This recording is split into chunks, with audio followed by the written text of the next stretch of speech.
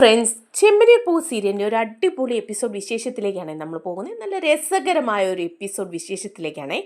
എന്താണെന്ന് വെച്ചാൽ നമ്മുടെ ശ്രുതിക്ക് എപ്പോഴും പറ്റുന്ന പോലെ പിന്നെയും പറ്റിക്കൊണ്ടിരിക്കുകയാണ്. അടിക്കടി ഇങ്ങനെ അബദ്ധങ്ങൾ പറ്റി പണം നഷ്ടപ്പെട്ടുകൊണ്ടിരിക്കുകയാണ് കേട്ടോ ശ്രുതിക്ക്. ശ്രുതി ഒരു വലിയ ബീച്ച് ബംഗ്ലാവ്, അതായത് 3 കോടി രൂപയ്ക്ക് വാങ്ങാൻ പോകുന്നു എന്നുള്ള കാര്യമൊക്കെ കഴിഞ്ഞ ഒരു വീഡിയോയിലൂടെ ഞാൻ ഇട്ടിട്ടുണ്ടായിരുന്നു. അത് കാണാത്തവർ എൻ സ്ക്രീനിലുണ്ട്, അതൊന്ന് കാണണേ. അങ്ങനെ ആ ബീച്ച് ഹൗസിന് പണം അഡ്വാൻസ് ഒക്കെ കൊടുക്കുന്നുണ്ട്. പക്ഷേ അവരൊരു തട്ടിപ്പുകാരായിരുന്നു. അങ്ങനെ സുധിയുടെ ഒരു 30 ലക്ഷം രൂപ അങ്ങ് നഷ്ടപ്പെട്ടു പോവാണ് കേട്ടോ. ഭയങ്കര രസമാണ്. അതിനു മേലെ അഹങ്കാരമാണ് ശ്രുതിക്കും ശ്രുതിക്കും അതുപോലെ തന്നെ ചന്ദ്രയ്ക്കും ഒക്കെ. പണം നഷ്ടപ്പെട്ട് കഴിയുമ്പോൾ നമ്മുടെ ശ്രുതിയാണെങ്കിൽ അങ്ങ് തല കറങ്ങി വീഴുക ചെയ്യുന്നത്. ആ ഒരു വിശേഷങ്ങളിലേക്കൊക്കെയാണ് നമ്മൾ പോകുന്നത്. നമ്മുടെ വീഡിയോ ഇഷ്ടമായ ലൈക്ക് ചെയ്യാൻ ആരും മറക്കല്ലേ. തീരെ കുറച്ച് ലൈക്കൊക്കെ ഉള്ളൂ, ഒന്ന് ലൈക്ക് ചെയ്ത് സപ്പോർട്ട് ചെയ്യണേ. അതുപോലെ ഹൈപ്പ് ചെയ്യുക, അതുപോലെ ചാനൽ കൂടി ഒന്ന് സബ്സ്ക്രൈബ് ചെയ്യാനായിട്ട് ആരും മറക്കല്ലേ. അങ്ങനെ ശ്രുതി ആ വലിയ കൊട്ടാരം വാങ്ങാനായിട്ട് തീരുമാനിച്ചിരിക്കുകയാണല്ലോ. 3 കോടി രൂപയ്ക്കാണ് അത് കിട്ടുന്നത്. 5 കോടിയുടെ കൊട്ടാരമുണ്ട്, പക്ഷേ 3 കോടി രൂപയ്ക്ക് കൊടുക്കുകയും അതുപോലെ തന്നെ 30 ലക്ഷം രൂപ കൈമാറിക്കഴിഞ്ഞാൽ രജിസ്റ്റർ ചെയ്യാമെന്നാണ് പറഞ്ഞിരിക്കുന്നത്. അപ്പോൾ അതനുസരിച്ച് ഭയങ്കര താല്പര്യത്തിൽ നിന്ന് എല്ലാവരോടും പൊങ്ങച്ചം പറഞ്ഞ് പണം 30 ലക്ഷമൊക്കെ ഉണ്ടാക്കിയിട്ട് എല്ലാവരും ബീച്ച് ഹൗസിൽ വന്ന് താമസിക്കണമെന്ന് പറഞ്ഞിട്ട് എല്ലാവരെയും കൂട്ടിക്കൊണ്ട് വന്നിരിക്കുക.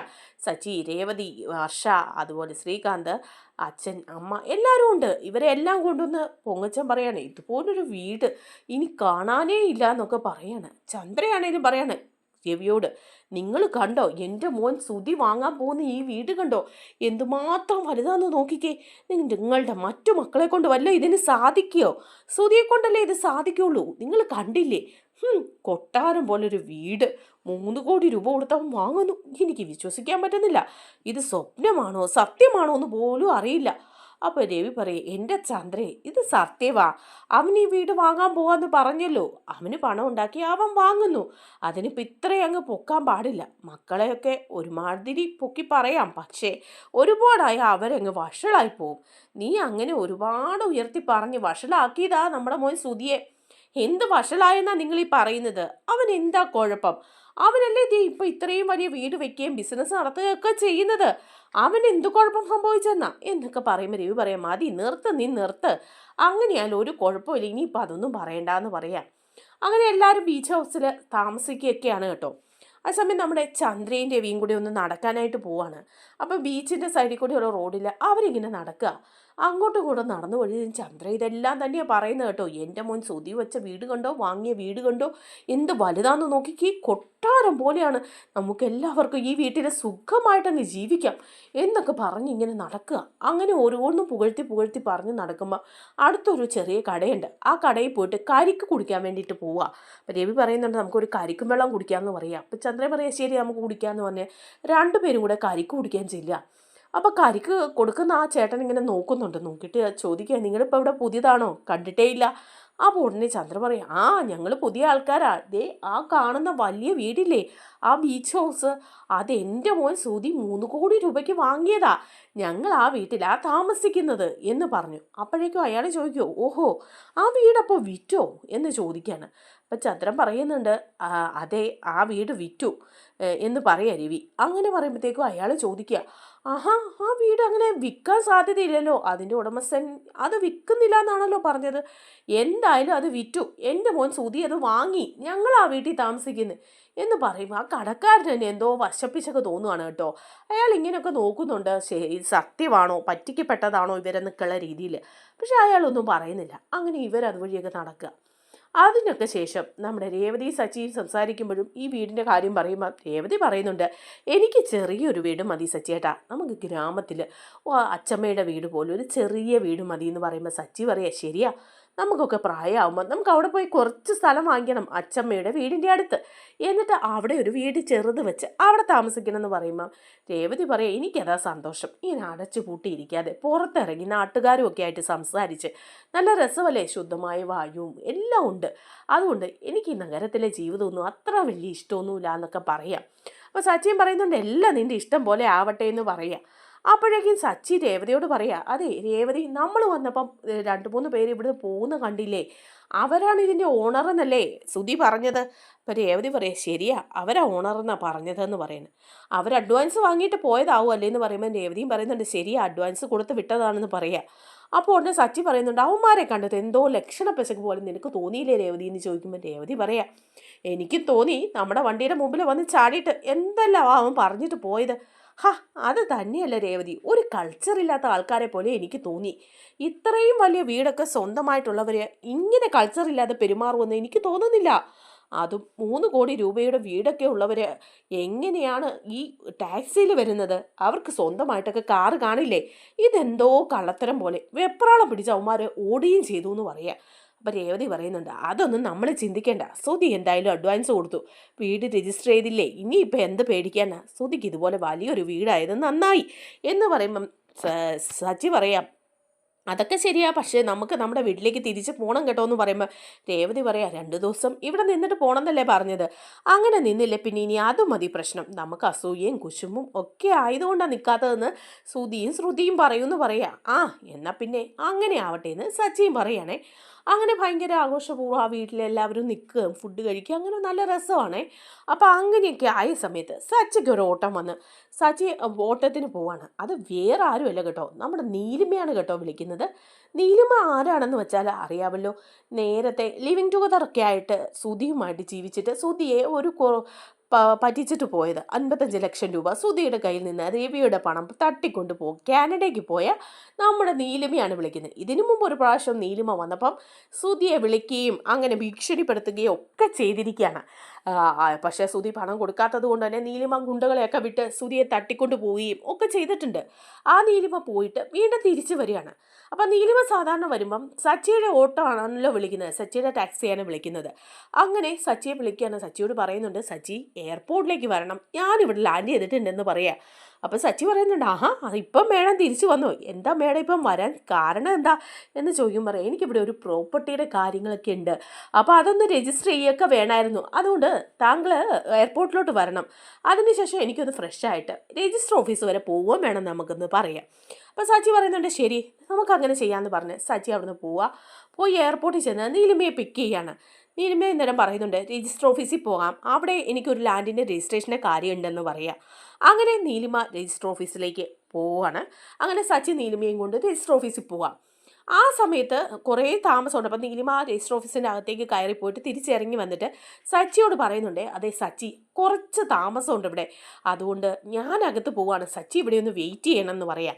അപ്പോൾ സച്ചി പറയുന്നുണ്ട്, അതിനെന്താ, ഞാൻ വെയിറ്റ് ചെയ്തോളാം, അമ്മയുടെ അകത്ത് പോയിക്കോ, എല്ലാം ശരിയാക്കിയിട്ട് വന്നാൽ മതി എന്നൊക്കെ പറഞ്ഞ് നീലിമ രജിസ്റ്റർ ഓഫീസിൻ്റെ അടുക്കത്തേക്ക് പോവാണ്.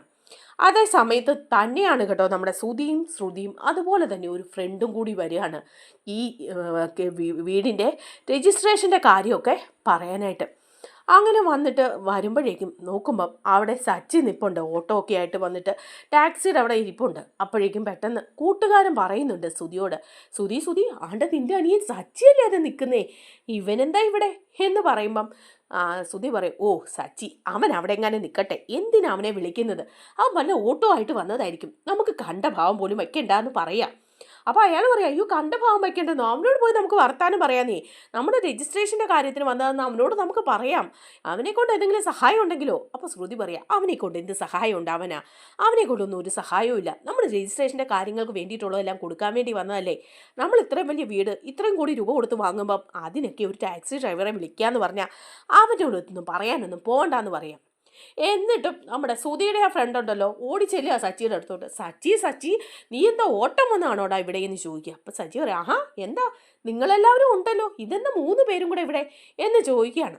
അപ്പോഴേക്കും അയാൾ പറയാം, അത് ഞങ്ങളെ ആ വീടിൻ്റെ രജിസ്ട്രേഷൻ്റെ കാര്യം അതിൻ്റെ ഡോക്യുമെൻറ്റ്സ് ഒക്കെ കൊണ്ട് കൊടുക്കാൻ വേണ്ടി വന്നതാന്ന് പറയാണ്, അതിൻ്റെ കാര്യങ്ങളൊക്കെ ഒന്ന് തിരക്കിയിട്ട് പോകാമെന്ന് വിചാരിച്ച് വന്നതാന്ന് പറയാം.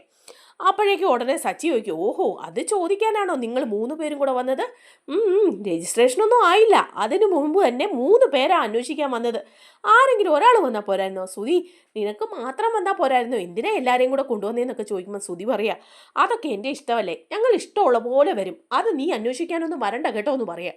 അപ്പോൾ സച്ചി പറയുന്നുണ്ട്, ഓ ആയിക്കോട്ടെ ഞാനൊരു ഓട്ടം വന്നതാ, ഇത് നിങ്ങൾ പോയി രജിസ്ട്രേഷൻ്റെ കാര്യം അന്വേഷിക്കുക എന്ന് പറയാം. അപ്പോഴേക്കും ഉടനെ ശ്രുതി പറയുന്നുണ്ട്, വാ ശ്രുതി നമുക്ക് അകത്തേക്ക് പോയി രജിസ്ട്രേഷൻ്റെ കാര്യമൊക്കെ അന്വേഷിക്കാമെന്ന് പറയണം. അങ്ങനെ ശ്രുതിയും കൂട്ടുകാരും കൂടെ അകത്തേക്ക് കയറി പോകുമ്പം നമ്മുടെ നീലിമ രജിസ്ട്രേഷൻ്റെ കാര്യങ്ങളൊക്കെ കഴിഞ്ഞിട്ട് ഇറങ്ങി വരുക. അപ്പം നീലിമ കാണുന്നത് ശ്രുതിയാണ് കാണുകയാണ് കേട്ടോ. ശ്രുതിയെ കാണുമ്പം നീലിമ കണ്ട ഭാവം വയ്ക്കാൻ മാറി വരിക, മുഖമൊക്കെ മറച്ച്. കാരണം അവിടെ വെച്ച് ഇപ്പോൾ ഒരു സീൻ ഉണ്ടാക്കണ്ടല്ലോ എന്ന് നീലിമ വിചാരിക്കുകയാണ്. എങ്ങനെയായാലും ശ്രുതിയുടെ കയ്യിൽ നിന്ന് ആ പണം തിരിച്ചു മേടിക്കണം, പക്ഷേ അവിടെ വെച്ച് കാണണ്ടെന്നുള്ള രീതിയിൽ മുഖമൊക്കെ ഇങ്ങനെ മറച്ചു പിടിച്ച നീലിമ വന്ന് സച്ചിയോട് പറയാം, സച്ചി പെട്ടെന്ന് വണ്ടി എടുക്കുമെന്ന് പറയാണ് കാറിൻ്റെ അകത്ത് കയറി നിന്നിട്ട്. അപ്പോൾ സച്ചി ചോദിക്കാം, മേഡം പോയ കാര്യമൊക്കെ ശരിയായോ, എങ്ങനെ ഉണ്ടായിരുന്നു കാര്യങ്ങളൊക്കെ എന്നൊക്കെ ചോദിക്കുമ്പം അത്ര ഒരു പന്തിയല്ലാത്ത രീതിയിൽ നീലിമ പറയാണ് കേട്ടോ. ഓ എന്ത് പോയ കാര്യമൊന്നും ശരിയായില്ലെന്നേ, എങ്ങനെ ശരിയാവാനാ, ആരെ കാണരുതെന്ന് വെച്ച് പോയോ, ആ ശകുനം തന്നെ മുന്നിൽ വന്ന് നിന്നു, അതോടെ ഉള്ള മൂടെല്ലാം പോയി, എന്ത് ചെയ്യാനാ എന്നൊക്കെ പറയുമ്പം സച്ചി ചോദിക്കുക, അതെന്താ അങ്ങനെ, ആരെയെ കാണണ്ടെന്ന് വിചാരിച്ചതെന്ന് പറയുമ്പം, ഓ ഒരു ഫ്രോഡിനെ അവനെ കാണണ്ടെന്ന് വിചാരിച്ചിട്ട് കണ്ടു, ഇനിയിപ്പോൾ അതൊന്നും പറയണ്ടെന്ന് പറയാം. സച്ചിക്ക് മനസ്സിലാവുന്നുമില്ലല്ലോ അത് ശ്രുതിയാണെന്നുള്ള കാര്യം. അങ്ങനെ നീലിമയെ വീട്ടിൽ കൊണ്ട് വിടുന്നൊക്കെയുണ്ട് സച്ചി. അപ്പോൾ ശ്രുതിയും ഇതൊക്കെ ചോദിച്ചിട്ട് തിരിച്ച് വീട്ടിലേക്ക് വരികയാണ് ചെയ്യുന്നത്. അങ്ങനെ വീട്ടിലേക്ക് വന്നു കഴിയുമ്പം ശ്രുതിയും കൂടി ഇരുന്നിട്ട് അവരുടെ വീടിനെ കുറിച്ചിട്ടൊക്കെ ഇങ്ങനെ പൊങ്ങച്ചാൻ പറഞ്ഞുകൊണ്ടേ ഇരിക്കുക. എൻ്റെ ശ്രുതി, നമ്മൾ ഇത്രയും വലിയ വീട് വാങ്ങിക്കുമെന്ന് ആരും വിചാരിച്ചതല്ല, പലർക്കും നമ്മളോട് അസൂയ ഉണ്ടെന്നേ, അസൂയ, അതുപോലെ വലിയ വീടല്ലേ നമ്മൾ വാങ്ങിച്ചിരിക്കുന്നതെന്ന് പറയുക. ശ്രുതിയും പറയാ, ശരിയാ, എല്ലാവരും ഓർത്തതേ നമ്മളൊന്നും ആവില്ല എന്നാ, ഇപ്പം കണ്ടില്ലേ എന്ന് പറയുക. അപ്പോൾ ഉടനെ തന്നെ അങ്ങോട്ട് വരിക നമ്മുടെ ചന്ദ്രയും പറയാണ് കേട്ടോ, എടാ ശ്രുതി, ഇതെന്തൊരു വീടാടാ, കൊട്ടാരം പോലെയുള്ള വീട്, ഈ വീട്ടിൽ ഇനി എനിക്കൊന്ന് സുഖിച്ച് ജീവിക്കണം, ദേ ഇവരൊക്കെ അങ്ങോട്ട് തിരിച്ചു പോയാലും ഞാൻ പോകുന്നൊന്നുമില്ല കേട്ടോ, ഞാൻ ഇവിടെ തന്നെ അങ്ങ് കൂടുക നിൻ്റെയും ഇവളുടെയും കൂടെ എന്ന് പറയുമ്പോൾ ശ്രുതി പറയാം, അതിനെന്താ അമ്മ ഇവിടെ നിന്നോ, ദേ ഇത് കണ്ടോ എത്ര മുറികളുണ്ട്, ഇവിടെ നിന്നാൽ നേരെ നോക്കുമ്പോൾ കടൽ കാണാം, കടൽ, കപ്പൽ പോകുന്നത്, ബോട്ട് പോകുന്നത്, ഇതെല്ലാം അമ്മയ്ക്ക് വീട്ടിൽ നിന്ന് കണ്ടുകൂടെ എന്ന് ചോദിക്കുമ്പോൾ ഒരു കപ്പൽ വാങ്ങി വീടിൻ്റെ മുമ്പിൽ അങ്ങ് കെട്ടിയിടണമെന്ന് പറയാണ്. ഇത് കേൾക്കുമ്പോൾ വർഷ അവിടെ ഒന്ന് പൊട്ടിച്ചിരിക്കുകയാണ് കേട്ടോ. അപ്പോഴേക്കും ചന്ദ്ര ചോദിക്കുന്നുണ്ട്, എന്താടി നീ ചിരിക്കുന്നത്, കടലിൻ്റെ മുമ്പിലല്ലേ വീട്, പിന്നെ ഒരു കപ്പൽ വാങ്ങി കെട്ടിയിട്ടാൽ എന്താടി കുഴപ്പം. അപ്പോഴേക്കും വർഷ പറയാം, എൻ്റെ പൊന്നമ്മേ, കപ്പൽ എന്ന് പറഞ്ഞാൽ അമ്മ ഉദ്ദേശിക്കുന്ന സാധനമല്ല, ഒരു ബോട്ട് വാങ്ങി കെട്ടിയിടാൻ പറ, അങ്ങനെയാണെങ്കിൽ കുഴപ്പമില്ലെന്ന് പറയാം. അപ്പോഴേക്കും രവിയും സച്ചിയും രേവതി എല്ലാവരും ചിരിക്കുകയാണ്. അപ്പോഴേക്കും ചന്ദ്ര പറയാം, എന്നാൽ ശരി, ബോട്ടെങ്കിൽ ബോട്ട് വാങ്ങി അങ്ങ് കെട്ടിയിടാം, അതെങ്കിലും നടക്കട്ടെ എന്നൊക്കെ ഇങ്ങനെ പറയാം. അങ്ങനെ ചന്ദ്രയും സച്ചിയും ശ്രുതിയും എല്ലാം ഭയങ്കര അഹങ്കാരത്തോടു കൂടി ഇത്രയും വലിയ വീട് വാങ്ങിച്ച ഒരു കാര്യത്തെക്കുറിച്ചിട്ട് ഭയങ്കരമായിട്ട് പറയാണ്. അപ്പോൾ രവിയും പറയുന്നുണ്ട് കേട്ടോ, ശരിയാ കേട്ടോ, ശ്രുതിയെ കൊണ്ട് ഇത്രയൊന്നും നടക്കുമെന്ന് ഞാൻ വിചാരിച്ചല്ലടാ സച്ചി, അവന് ഇത്രയൊക്കെ നേടാൻ പറ്റിയില്ലേ, അവന് കഴിവൊക്കെ ഉണ്ട്, നമ്മൾ പറഞ്ഞതുപോലൊന്നും അല്ലാന്ന് പറയാണ്.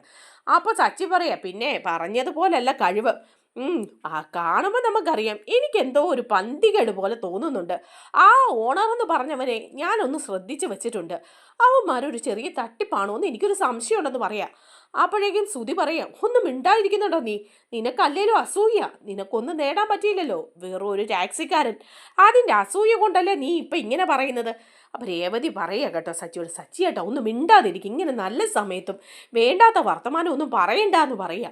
അങ്ങനെ എല്ലാവരും ഇരിക്കുന്ന സമയത്താണ് ഒരു കാർ വന്ന് നിൽക്കുക, ഒരു വണ്ടി വന്ന് നിൽക്കുകയാണ്. അപ്പോഴേക്കും ഉടനെ തന്നെ ശ്രുതിയോട് പറയാം, ശ്രുതി ദേ ഏതോ ഒരു വണ്ടി വന്നു, ആരൊക്കെ ഇങ്ങോട്ട് വരുന്നുണ്ടെന്ന് തോന്നല്ലോ എന്ന് പറയുക. അപ്പോൾ ശ്രുതി പറയുന്നുണ്ട്, അതെ നമ്മൾ വീടിൻ്റെ നെയിം ബോർഡ് ഉണ്ടാക്കാനായിട്ട് കൊടുത്തിട്ടുണ്ടായിരുന്നല്ലോ, ആ നെയിം ബോർഡും കൊണ്ട് വരുന്നതായിരിക്കും ആൾക്കാർ, ഏതായാലും നമുക്ക് ഇവിടുന്ന് നെയിം ബോർഡും വെക്കണം എന്ന് പറയാണ്.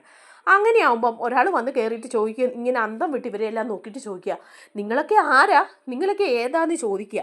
അപ്പോൾ ശ്രുതി അങ്ങോട്ട് ചോദിക്കും, ആഹാ ഇവിടെ വന്നിട്ട് നിങ്ങളൊക്കെ ആരാന്ന് ചോദിക്കുന്നു, നിങ്ങളാരാ, നെയിം ബോർഡും കൂടെ വന്നതായിരിക്കും അല്ലേ, ഇങ്ങോട്ട് കാണിച്ചേ നെയിം ബോർഡ്, ഞങ്ങൾക്ക് ഇഷ്ടപ്പെട്ടോന്ന് നോക്കട്ടെ, ഇഷ്ടപ്പെട്ടെങ്കിൽ ഇതേ ഇവിടെ തന്നെ അതൊന്ന് ഫിറ്റ് ചെയ്ത് തരണം എന്ന് പറയാം. അപ്പം അയാൾ ചോദിക്കുമോ, നെയിം ബോർഡോ, എന്ത് നെയിം ബോർഡ്, അല്ല ഈ വീടിനൊരു പേരിടാൻ നെയിം ബോർഡിന് പറഞ്ഞിട്ടില്ലായിരുന്നോ, അത് നിങ്ങൾ ഇന്ന് ചെയ്ത് കൊണ്ടുവരാമെന്ന് പറഞ്ഞവരല്ലേ നിങ്ങളെന്ന് ചോദിക്കുമ്പോൾ അയാൾ പറയാ, ഈ വീടിന് നെയിം ബോർഡ് വെക്കാനോ, എൻ്റെ വീടിന് ഞാനൊരു നെയിം ബോർഡ് വച്ചിട്ടുണ്ട്, ഇനി അത് മാറ്റിയിട്ട് വേറെ നെയിം ബോർഡ് വെക്കാനോ, നീ ആരാ അത് പറയാൻ. അപ്പം ഉടനെ ശ്രുതി ചോദിക്കുക, നിങ്ങളുടെ വീടോ, ഇതെങ്ങനെയാണ് നിങ്ങളുടെ വീടാകുന്നേ, ഇത് എൻ്റെ വീടാണ്, ഞാൻ 3 കോടി രൂപയ്ക്ക് വാങ്ങിയ എൻ്റെ വീട്. അപ്പോൾ അയാൾ പറയാം, പിന്നെ ദേ ഈ നിമിഷം വരെ ഈ വീട് എൻ്റെ ആയിരുന്നു, പിന്നെ ഈ ഒറ്റ നിമിഷം കൊണ്ട് അതെങ്ങനെ നിൻ്റെ വീടായി, പറയട കള്ള, നിങ്ങളൊക്കെ ആരാ, കൂട്ടത്തോടെ അതിക്രമിച്ച് വീട്ടിൽ കയറി താമസിക്കുകയാണല്ലോ, ഇതൊക്കെ കൊള്ളാമല്ലോ, എവിടെ നിന്ന് വരുന്നടേ എന്നൊക്കെ അയാൾ ഇങ്ങനെ നിന്ന് പറയുക. പറയുമ്പം സുധി സമ്മതിക്കില്ല. സുധി പറയും, എന്താ നിങ്ങൾ പറയുന്നത്? ഈ വീട് ഞാൻ 30 ലക്ഷം രൂപ അഡ്വാൻസ് കൊടുത്ത് വാങ്ങിയതാ. 3 ലക്ഷം രൂപയ്ക്ക് എനിക്ക് വീട് തന്നിട്ട് ഇതിൻ്റെ ഓണർ വിദേശത്തേക്ക് പോയി. പിന്നെ നിങ്ങളിപ്പം വന്നിട്ട് നിങ്ങളുടെ വീടാണെന്ന് പറയുന്നു. എന്ത് തോന്നിയ ദിവസം വന്ന് പറയാമെന്നാണോ ഇവിടെ എന്നൊക്കെ സുധി ചോദിക്കുമ്പോൾ അയാൾ പറയാം, ഒറ്റ ഒരെണ്ണം മിണ്ടിപ്പോകരുത്, ഞാനിപ്പോൾ പോലീസിനെ വിളിച്ചു വരുത്തും. ഈ വീട്ടിൽ അതിക്രമിച്ച് കയറി താമസിച്ചെന്ന് പറഞ്ഞിട്ട് ഇത് എൻ്റെ വീടാണ്, ഞാൻ ഈ വീട് ആർക്കും വിറ്റിട്ടില്ല. ഇവിടെ 3 കോടി രൂപയ്ക്കും 5 കോടി രൂപയ്ക്കും ഞാൻ ഈ വീട് വിറ്റിട്ടില്ല. എനിക്ക് അതിൻ്റെ ആവശ്യമില്ലെന്ന് പറയാം. അപ്പോൾ സുധി പറയാം, പിന്നെ നിങ്ങൾ അഡ്വാൻസ് 30 ലക്ഷം വാങ്ങിച്ചത് വെറുതെ ആണോ എന്ന് ചോദിക്കുക. അയാൾ പറയുന്നുണ്ട്, ഞാൻ വാങ്ങിച്ചോ നിങ്ങളോട് 30 ലക്ഷം രൂപ? ഞാൻ നിങ്ങളോട് 30 ലക്ഷം രൂപ വാങ്ങിച്ചിട്ടില്ല. ആരെങ്കിലും നിങ്ങളെ പറ്റിച്ചെങ്കിലേ ആ പറ്റിച്ചവരോട് പോയി ചോദിക്കേ. എൻ്റെ അറിവോടെ ഈ വീട് വിറ്റിട്ടില്ല. ഈ വീട് ഇതിനു മുമ്പ് ഞാനൊന്ന് വാടകയ്ക്ക് കൊടുത്തിരുന്നു, അത്രയുള്ളെന്ന് പറയാണ്. പോലീസിനെ വിളിക്കാമെന്ന് പറഞ്ഞ് അയാൾ അപ്പോൾ തന്നെ പോലീസിനെ വിളിക്കുക. അപ്പോൾ ഇതെല്ലാം കണ്ട് എല്ലാവരും അന്തം വിട്ട് നിൽക്കുക. ചന്ദ്ര ഇങ്ങനെ നെഞ്ചത്ത് കൈവച്ച് നിൽക്കുകയാണ്, അതുപോലെ തന്നെ ശ്രുതിയും ഒക്കെ. അപ്പോഴേക്ക് പോലീസ് വരുമ്പം ഇയാളോട് പോലീസുകാരൻ ചോദിക്കുകയാണ്, നിങ്ങളോട് ആരാ അഡ്വാൻസ് പണം വാങ്ങിച്ചത്? അയാളെക്കുറിച്ച് എന്തെങ്കിലും വിവരം നിങ്ങൾക്ക് അറിയാവോ? ഫോട്ടോ എങ്കിലും ഉണ്ടോ എന്ന് ചോദിക്കുമ്പോൾ ശ്രുതി ഫോട്ടോ കാണിച്ചു കൊടുക്കും. അതെ, ഇയാളാ വാങ്ങിച്ചത് 30 ലക്ഷം രൂപ എന്ന് പറഞ്ഞ് കാണിച്ചു കൊടുക്കുമ്പം ഓണറും പോലീസുകാരനും നോക്കിയിട്ട് പറയാം, ഇതൊരു ഗജ ഫ്രോഡ് തന്നെയാണ്. ഓണർ പറയാണ്, ഇവൻ്റെ കഴിഞ്ഞ മാസങ്ങളിൽ ഇവിടെ താമസിച്ചതാ വാടകയ്ക്കെന്നും പറഞ്ഞ് എടുത്തിട്ട്, എന്നിട്ട് ഒരു വാടക പോലും തരാതെ അവൻ മുങ്ങിയിരിക്കുകയാണ്. എന്നിട്ട് അവൻ എൻ്റെ വീട് വിറ്റെന്നോ? അവനെങ്ങനെ എൻ്റെ വീട് വിൽക്കാൻ പറ്റും? അവനൊരു ഗജ ഫ്രോഡാണ്. അപ്പോൾ പോലീസുകാരനും പറയും, ശരിയാ, ഇവനൊരു ഫ്രോഡാ. ഇവൻ്റെ പേരിൽ ഒരുപാട് പരാതികൾ ഇവിടെ കിടപ്പുണ്ട്. ആളുകളെ പണത്തിൻ്റെ പേരിൽ തട്ടിക്കുക എന്നുള്ള ഇവൻ്റെ സ്വഭാവമാണ്. അതുകൊണ്ട് ഇവനെ ഇതുവരെ തേടി പിടിക്കാൻ പോലും ഞങ്ങൾക്ക് പറ്റിയിട്ടില്ല. നിങ്ങൾക്ക് പറ്റിക്കപ്പെട്ടു. നിങ്ങളുടെ 30 ലക്ഷം രൂപ ഏത് വഴി പോയെന്ന് അറിയില്ല എന്ന് പറയുക. അപ്പോൾ സുധി പറയാം, ഇല്ല, ഞാൻ സമ്മതിക്കില്ല, ഇത് ഞാൻ വാങ്ങിയ വീട് തന്നെയാണെന്ന് പറയാം. അപ്പോൾ അയാൾ പറയുന്നുണ്ട്, നിങ്ങൾ എന്നിട്ട് എന്തെങ്കിലും എഗ്രിമെൻ്റ് പോലെ എഴുതിയൊന്ന് ചോദിക്കുക. ഇല്ല, എഗ്രിമെൻ്റ് ഒക്കെ എഴുതാമെന്ന് പറഞ്ഞിരുന്നു, എഗ്രിമെൻ്റ് ഒന്നും എഴുതിയില്ലെന്ന് പറയാം. അപ്പോൾ പോലീസുകാരൻ പറയുന്നുണ്ട്, പിന്നെ എന്തിനാ നിങ്ങൾ ഈ 30 ലക്ഷം രൂപ കൊടുത്തു വിട്ടത്? ഇത്രയും രൂപ കൊടുത്തു വിടുമ്പം ആരും ഒരു എഗ്രിമെൻ്റ് എഴുതാതെയാണോ വാങ്ങുന്നത്? ഏത് ഓണർമാരാണ് അങ്ങനെ ചെയ്യുന്നത്? നിങ്ങൾ എന്തുകൊണ്ട് ഇതൊന്നും ശ്രദ്ധിച്ചില്ല? വെറുതെ 30 ലക്ഷം എടുത്ത് കൊടുത്തു വിട്ടെങ്കിൽ അത് പോയി എന്നങ്ങ് വിചാരിച്ചാൽ മതി. ഈ വീട് ഇയാളുടെയാണ്, ഇയാളിപ്പോൾ അത് വിൽക്കാനോ ഉദ്ദേശിക്കുന്നില്ല. അതുകൊണ്ട് ഈ വീട്ടിൽ നിന്ന് എല്ലാവരും ഇറങ്ങണം എന്ന് പറയുകയാണ് കേട്ടോ. അപ്പോഴേക്കും അങ്ങ് കരയാൻ പോവാ. ഇത് കേട്ട് കഴിയുമ്പോഴേക്കും നമ്മുടെ ശ്രുതി പറയാ, ദൈവമേ, ആ പണോ പോയോ എന്ന് ചോദിക്കുക. അപ്പോൾ ശ്രുതി പറയുന്നുണ്ട്, എൻ്റെ 30 ലക്ഷം രൂപ പോയോ എന്ന് പറയാ. അപ്പോൾ ശ്രുതി പറഞ്ഞു വെച്ച് നെഞ്ചത്തടിച്ച് കരയാണേ, അയ്യോ, ആ 30 ലക്ഷം രൂപ പറ്റിക്കായിരുന്നു, അപ്പോൾ ആ വീട് നമുക്ക് കിട്ടില്ലേ, ഇത് നമ്മുടെ വീടല്ലേ എന്നൊക്കെ ചോദിച്ച് നിൽക്കുന്ന നിപ്പിന് നമ്മുടെ ശ്രുതിക്ക് അങ്ങ് തല കറങ്ങി അങ്ങ് വീഴാൻ പോകുമ്പോൾ രേവതി കയ്യിൽ ഇങ്ങനെ താങ്ങി പിടിക്കുന്നുണ്ട്. അപ്പോഴേക്ക് സച്ചി അവിടെ നിൽക്കുക. സച്ചി അന്നേരം പോലീസുകാരനോട് പറയുന്നുണ്ട്, സാറേ, ഞങ്ങൾ ഇവിടുന്ന് ഇറങ്ങിക്കോളാം, അതിനൊരു സാവകാശം തരണം. ഞങ്ങൾ ഇതിൻ്റെ ആ പണം വാങ്ങിക്കൊണ്ട് പോയ ആ ഫ്രോഡിനെ ഒന്ന് കണ്ടുപിടിച്ച് അയാളോട് ആ പണം ഒന്ന് തിരിച്ച് വാങ്ങിക്കോട്ടെ, എന്നിട്ട് ഞങ്ങൾ ഇവിടുന്ന് ഇറങ്ങാമെന്ന് പറയുകയാണ്. അപ്പോൾ പോലീസുകാരൻ പറയുന്നുണ്ട്, ഇല്ല, അതൊന്നും പറ്റില്ല, ഇയാൾ സമ്മതിക്കില്ല അത്രയും നാളൊന്നും ഇവിടെ താമസിക്കാൻ. അപ്പോൾ സച്ചി പറയാം, കുറച്ചൊരു സാവകാശം കൂടി തരാൻ പറയാണ്. അങ്ങനെ അവർ ഒരാഴ്ചത്തെ സാവകാശം കൊടുക്കുകയാണ്. അതിനിടയിൽ കണ്ടുപിടിച്ചെടുത്തോണം, അതുവരെ ഇവിടെ താമസിച്ചോളാൻ പറയുക. എന്നിട്ട് അവരങ്ങ് പോവാണ്. പോകുന്ന സമയത്ത് ശ്രുതി പറയും, അയ്യോ, എൻ്റെ പണം പോയെന്ന് പറയുമ്പോൾ നേരെ സച്ചി എന്നിട്ട് പറയാം, എടാ, എന്താടാ ഇത്, നീ ചെല്ലുന്നിടത്തല്ല ഇതല്ലേ സംഭവിക്കുള്ളൂ, അല്ലാതെ ഒന്നും സംഭവിക്കുന്നില്ലല്ലോ എന്ന് പറയാണ് കേട്ടോ. സച്ചിക്ക് ഒരു കൂസലുമില്ല. സച്ചി ഇരുന്ന് ഭക്ഷണമൊക്കെ കഴിക്കുകയാണ്. എല്ലാവരും വിഷമിച്ചിരിക്കുക. അപ്പോഴേക്കും സച്ചി പറയുന്നുണ്ട്, ഇതൊന്നും ഇവിടെ പുതുമയൊന്നും അല്ല, പിന്നെ എന്തിനാ എല്ലാവരും വിഷമിച്ചിരിക്കുന്നത്? നമ്മുടെ സുധിച്ചേട്ടനാണെങ്കിൽ എത്ര സ്ഥലത്ത് പണം കൊണ്ട് കളഞ്ഞിട്ടുണ്ട്, 30 ലക്ഷമായിട്ടും 55 ലക്ഷമായിട്ടും 1 ലക്ഷമായിട്ടും എല്ലാം. അതൊന്നും പുതുമയല്ലല്ലോ. പല സ്ഥലത്തും പണം നഷ്ടപ്പെട്ടിട്ടുള്ളൂ അല്ലേ ഈ തിരുമണ്ടന്. ഇവന് 10 ഡിഗ്രി ഉണ്ടെന്ന് പറഞ്ഞിട്ട് എന്താ കാര്യം? തലയ്ക്കകത്തൊരു മൂളയില്ല. അങ്ങനെ ഉണ്ടെങ്കിൽ ഇവൻ ഇങ്ങനെ ചെയ്യാമായിരുന്നോ എന്ന് ചോദിക്കുക. അപ്പോൾ ഉടനെ തന്നെ നമ്മുടെ ചന്ദ്ര പറയാ, നീ എന്തിനാ അവനെ കുറ്റപ്പെടുത്തുന്നത്? 30 ലക്ഷം രൂപ പോയെങ്കിൽ അവൻ്റെ പണമല്ലേ പോയത്, നിന്റെ അല്ലല്ലോ. എൻ്റെ കുഞ്ഞ് കഷ്ടപ്പെട്ടുണ്ടാക്കിയ 30 ലക്ഷം രൂപയാണ് പോയത്. അതിന് നിങ്ങളാരും വിഷമിക്കേണ്ട കാര്യമൊന്നുമില്ല എന്ന് പറയാം. അപ്പോൾ സച്ചി പറയാം, അതൊക്കെ ശരിയാ, പക്ഷേ ഏതോ ഒരു പെണ്ണിനൊരു 55 ലക്ഷം കൊടുത്തിരുന്നല്ലോ അച്ഛൻ്റെ. ആ പണമെങ്കിലും ഉണ്ടായിരുന്നെങ്കിൽ നമുക്കെല്ലാവർക്കും അത് ഉപകരിച്ചേനെ. ഞങ്ങൾക്കൊരു റൂം കിട്ടിയത് താമസിക്കെങ്കിലും ചെയ്യായിരുന്നു എന്നൊക്കെ ഇങ്ങനെ പറഞ്ഞിട്ട് പറയാണ്, ഇവനെ ഇങ്ങനെ പണം കൊണ്ട് കളയുന്നത് നല്ലതാണെന്ന് തോന്നുന്നുണ്ടോ എന്ന് ചോദിക്കുക. ഇവൻ തിരുമണ്ടനായതുകൊണ്ട് ഇങ്ങനെയൊക്കെ ചെയ്ത് കൂട്ടുവാണ്, അതിനെ ന്യായീകരിക്കാനൊന്നും ആരും വരണ്ട. എന്നിട്ട് ഈ തിരുമണ്ടൻ പറഞ്ഞത് കേട്ടോ അച്ഛനോട്, ആ വീട് വിറ്റിട്ട് നമുക്ക് ഈ വീട് വാങ്ങാമെന്ന്. ആ വീട് വിറ്റ് പണം കൂടി അച്ഛൻ കൊടുത്തിരുന്നെങ്കിൽ അതും ആർക്കെങ്കിലും കൊണ്ട് ഇവൻ കൊടുത്തേനെ, നമ്മളെല്ലാം പേര് വഴി കിടക്കേണ്ടി വന്നേനെ. ഏതായാലും ആ ബുദ്ധി പോകാത്തത് നന്നായി എന്ന് സച്ചി പറയാം. അപ്പോൾ ശ്രുതി പറയാ പണം പോയെങ്കിൽ ഞാനത് ഉണ്ടാക്കും, ഇനിയും ഉണ്ടാക്കും എന്ന് പറയാം. അപ്പോൾ സച്ചി പറയുന്നുണ്ട്, ആ ഉണ്ടാക്ക്, നിന്റെ ഭാര്യയുടെ ചെറിയച്ഛനോട് ചോദിച്ച് കുറച്ച് പണം വാങ്ങ്, അപ്പോൾ പിന്നെ കുഴപ്പമില്ലല്ലോ, നഷ്ടം വന്നാൽ നിങ്ങൾ നികത്താവല്ലോ എന്ന് പറയാണ്. അപ്പോൾ ശ്രുതിക്ക് അതങ്ങ് പിടിക്കുന്നില്ല. അപ്പോൾ സച്ചി പറയുന്നുണ്ട്, ഞാൻ അന്വേഷിക്കാം, നിങ്ങളുടെ ഒരു കൂട്ടുകാരൻ ഒരുത്തനില്ലേ, അവനല്ലേ ഇതെല്ലാം ഒപ്പിച്ചു തന്നത്, ആ പാർക്കിൽ വെച്ച് കാണുന്ന അവനല്ലേ ഇതെല്ലാം ഒപ്പിച്ചു തന്ന ബ്രോക്കർ, അവനും ഞാനും കൂടെ പോയി മറ്റേ ആ ഫ്രോഡിനെ തപ്പി ആ പണം കണ്ടെത്താൻ ശ്രമിക്കാം എന്ന് പറയുക. അപ്പോൾ ശ്രുതി പറയുന്നുണ്ട്, ഞങ്ങൾക്ക് വേണ്ടി ആരും പോകുന്നു വേണ്ടാന്ന്. അപ്പോൾ സച്ചി പറയാ, അല്ല നിങ്ങൾക്ക് വേണ്ടിയിട്ടല്ല, ഇവനൊരു നഷ്ടം വന്നു, അച്ഛൻ്റെ പണമല്ലേ അത്, അച്ഛൻ്റെ പണം കൂടി തിരികെ കിട്ടാനുണ്ടല്ലോ, അതുകൊണ്ട് പോകാമെന്ന് ഞാൻ പറഞ്ഞതാ. എന്തായാലും നമ്മളെ അങ്ങനെ പറ്റിച്ചിട്ടൊരുത്തം മുങ്ങാൻ ഈ സച്ചി സമ്മതിക്കില്ല എന്ന് പറയാം.